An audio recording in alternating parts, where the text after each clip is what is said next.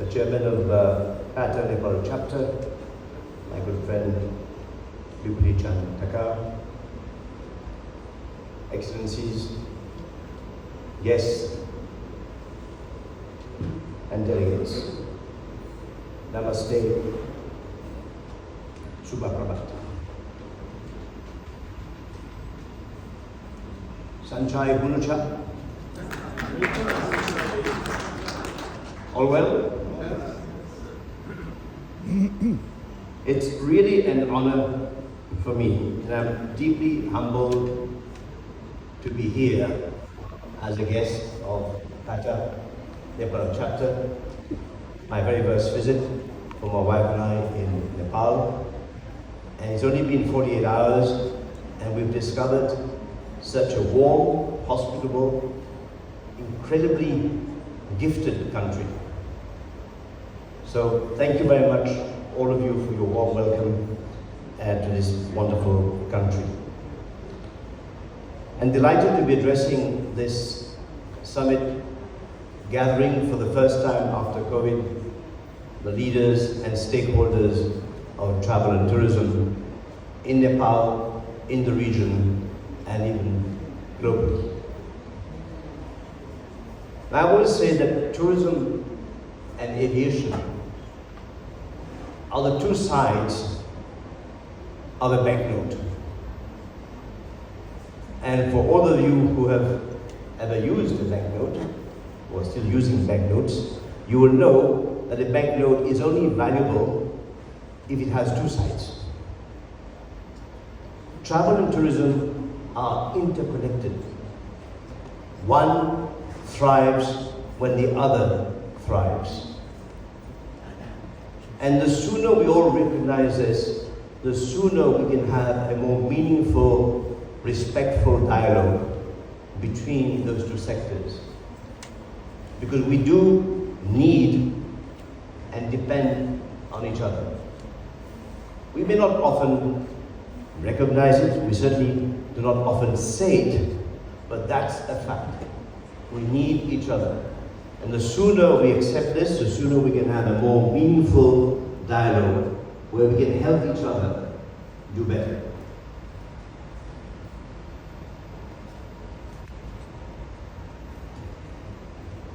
Now, enhanced air connectivity is vital for the sustainable growth of tourism anywhere and everywhere.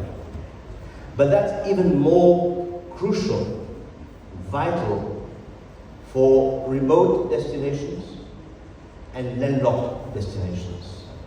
This is not a matter of a wish, this is a requirement. And that's why, for me, it's important to recognize that neighbors of landlocked countries have a duty, have a responsibility to facilitate the air connectivity of landlocked states. This is a matter which I feel very strongly about, even more so since I arrived in Nepal, because this is something which I think even international organizations like ICAO should spend more time on to ensure that the neighbors of a landlocked state do what they have to do to ensure that the landlocked state has the ability to survive and thrive. I say this, if you, a very simple example. How many of you here are owners of land? Just show of hands. How many of you are owners of land? Show of hands. How many of you are owners of many lands? Oh, I see a few hands. Okay. Now, if you buy a piece of land and you realize afterwards that your land is surrounded by other lands, and somehow the only way you can access your land is by helicopter or doing jumping across the fence. It doesn't work, right? There are laws to ensure that you have access to your land. You bought your land, you must have access. Same for a landlocked state. If you're surrounded by other territories, there must be ways where you have access to your land to be able to enjoy what we call peaceful enjoyment of your property. And as a matter of law, sovereignty extends across your boundaries horizontally, but also vertically. Your sovereignty extends into airspace, which means you have to have access to your airspace. And you can't magically appear in your airspace. Your flights will be coming from some other airspace into your airspace, which means there must be an agreed process, especially as all your neighbors are parties to international agreements which guarantee transit across airspace.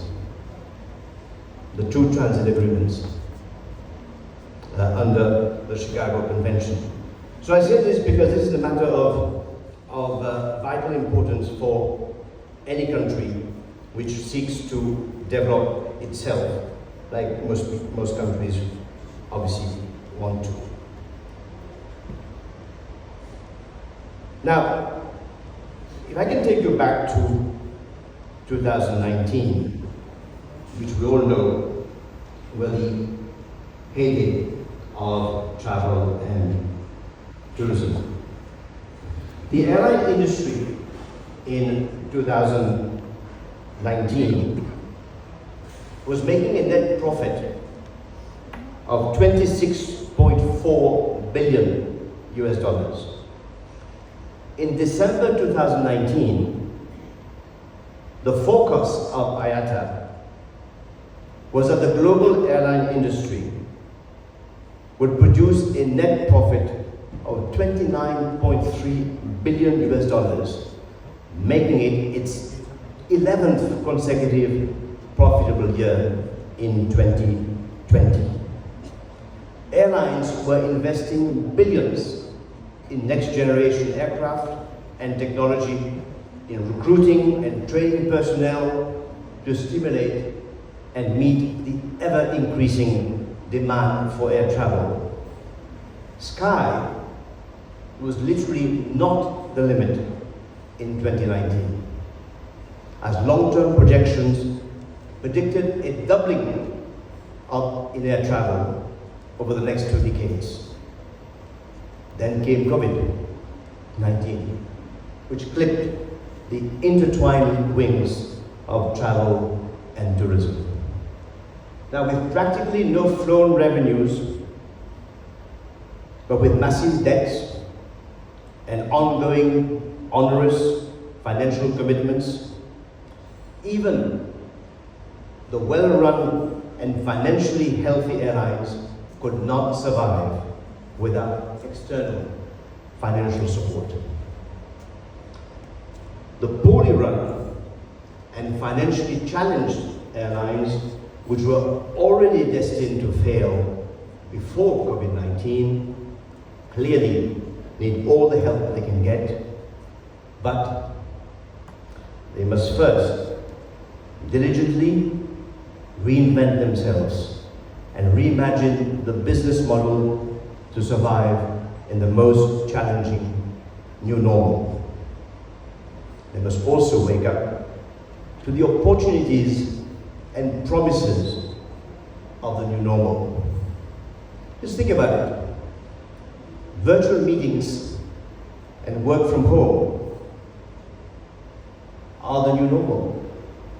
But they also allow tourists the opportunity to work from hotels anywhere in the world, including in Nepal, so long as you have Wi-Fi. Tourism has long been characterized as discretionary or non-essential travel. But the inability to travel for so long during COVID, the resulting savings, which we all made from not traveling, and the greater focus on mindfulness on quality of life, on health, on the ability to live now, not tomorrow, but now. All these have amplified people's need to travel, especially to places like Nepal, with its incredible vibes and unique attractions, history, and after all, you've had 3 Lord Buddhas who hail from Nepal. That is the most compelling story to start with. If the Lord Buddhas chose Nepal, why shouldn't the mere mortal tourists do so? So you've got unique opportunities here and challenges. But this is the time, and I must need to emphasize this very strongly, this is the time for new mindsets, to find new solutions for the new normal. Because communities have already moved from having to accept what cannot be changed to changing what cannot be accepted. That's why we need to understand that this is the time for reconnecting, rebuilding, and reinvigorating. Ladies and gentlemen, in terms of priorities, I would like to suggest the following. First and foremost, safety. No tourist will travel if they feel a hint of lack of safety. You wouldn't travel if you had a hint of safety challenges. Your families will not allow you to travel. And you know increasingly how children are making decisions for families in terms of destinations. So safety must remain the number one priority. And the unfortunate fact that all airlines which are certified by the authorities of Nepal are banned from operating in Europe needs to be addressed and resolved as a matter of national interest with utmost urgency. All national, regional, and international stakeholders, including neighboring countries, ICAO, the EU, the World Bank, ADB, ACI, IATA, PATA, and all the well-wishers of Nepal must help the Nepalese authorities, 1, develop and implement a credible plan of action with clear and diligent deliverables. 2, secure both human and financial resources. And 3, set up an independent and respected safety oversight body to significantly improve national aviation safety. The environment must also be a priority. You heard it again from Sherpa in the video we just saw, how the cleanliness of the environment is not only a matter of concern for the gods, but is a matter of concern for humans. Now it is true that aircraft, now this is interesting, aircraft were 70% more fuel efficient in 2007 than they were in 1967. And CO2 emissions per revenue ton kilometers were 67% lower in 2018 than they were in 1990. However, aviation's license to grow was incredibly challenged because overall airline emissions rose as the volume of air travel increased. By the end of 2019, aviation emissions were 70% higher than in 2005, and were expected to grow by 300% by 2050. It is also true that COVID caused global slashing of passenger flights and a consequential reduction in aviation's emissions.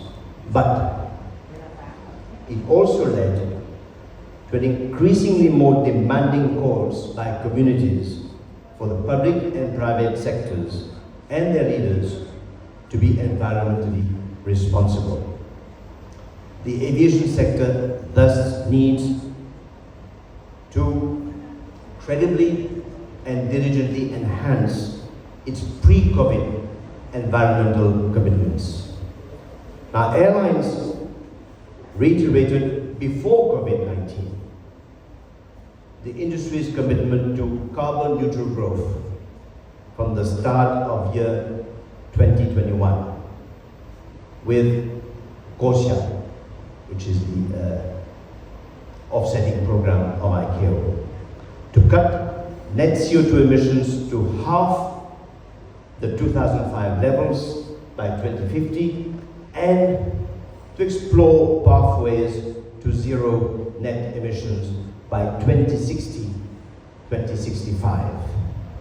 Now, carbon neutral growth means that the airline's carbon emissions are offset as they grow, whereas net zero emissions refer to achieving an overall balance between greenhouse gas emissions produced and greenhouse gas emissions taken out of the atmosphere. Now, clearly, COVID emboldened the calls for zero net emissions by 2050. So whereas before, the airlines were looking at ways to explore pathways to net emissions by 2060 to 2065, the pressures after COVID were so strong that the airline industry had to rewrite its commitments. So in 2021, IATA AGM adopted a resolution for the global air transport industry to achieve net zero carbon emissions by 2050. They propose to do it by eliminating the maximum of emissions at source. 65% through sustainable aviation fuels, 13% through new propulsion technologies such as hydrogen, 3% through efficiency improvements, 11% through carbon capture and storage, and 8% through offsets. The ICAO Assembly of last year adopted a collective long-term global aspirational goal of net zero carbon emissions by 2050. Again, it reinforced its CORSIA scheme. CORSIA stands for Carbon Offsetting and Reduction Scheme, and adopted a new sectoral individual growth indicator for CORSIA from 2030 onwards. Now, offset sounds good in terms of the calculations and the way you're projecting the sector's, let's say, environmental credentials. You're basically trying to offset the harm you're doing. But let's be honest and recognize